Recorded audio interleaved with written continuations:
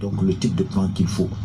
Donc on peut avoir un plan dialectique, on peut avoir un plan notionnel, on peut avoir un plan progressif ou un plan analytique où il s'agit donc d'étudier donc des notions, de les comparer et de tirer des conclusions à partir donc de cela. Ou bien on peut avoir un plan évidemment dialectique comme les élèves ont tendance à le faire.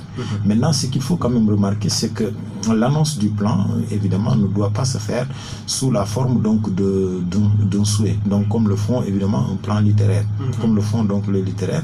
Mais l'idéal serait donc en philosophie que le plan soit des questions, car la philosophie et les questionnements et les réflexions critiques. Donc, ce sont ces plans-là ces questions-là qui sont très pertinentes et qui s'accrochent donc, qui visent à résoudre le problème que l'on doit essayer donc de répondre à la suite donc du développement. Donc ce qui fait qu'il y a une liaison depuis le début jusqu'à la fin. On doit sentir cette cohérence. Même au niveau donc de la perspective, hein, excusez-moi de sortir un peu de ce cadre-là, c'est pour vous montrer qu'il y a cette liaison-là. Il m'arrive parfois de voir certains élèves qui vont poser une dernière question, parfois qui n'a rien à voir avec la thématique, avec le débat. Immédiatement, je le dis que justement, c'est parce que en philosophie, chaque question suscite chaque réponse suscite une nouvelle question. L'éternel recommencement des questions font que, si tu regardes pourquoi on te parle de perspective, c'est parce que dans la conclusion, tu as le résumé ou le bilan que tu dois faire. Ensuite, tu donnes ton point de vue personnel tout en utilisant le nous sur le débat. Mais ton point de vue personnel peut être discutable. Supposons qu'autrui n'est pas d'accord avec toi. Quelle est la question pertinente qu'il pourrait te poser pour relancer le débat? Ce qui fait qu'il y a une suite logique, donc du début jusqu'à la fin. Et il faut que l'élève puisse justement travailler à mettre cette harmonie-là. Tout doit être harmonisé à tel temps qu'on doit pouvoir sentir cette cohésion-là. Maintenant, il y en a certains élèves, au niveau du plan, ils vont me poser des questions qui n'ont aucun rapport. Par exemple, la connaissance conduit-elle à la liberté? Un élève, dès le départ, il me dit qu'est-ce que la liberté? Très bien, mais je suppose que cette question, elle n'est pas tellement importante, car tu dois savoir ce qu'est la liberté. Le débat, c'est en quoi la connaissance pourrait conduire à la liberté. Quel type de connaissance pourrait nous rendre libres? Mais est-ce que forcément toute connaissance nous rend libres? Voilà les bonnes questions. Maintenant, quand l'élève est là à me dire qu'est-ce que la liberté, tu risques de faire hors sujet, parce que tu seras là à parler d'autres choses qui n'ont rien à voir avec nous, notre problème. C'est pourquoi je dis aux élèves, en réalité, le plan est étroitement lié à la problématique.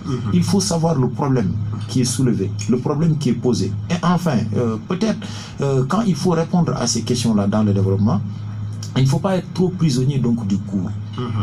C'est là l'intervention de M. Sall, quand il disait qu'il faut se départir du cours. Parce que l'élève peut poser de bonnes questions.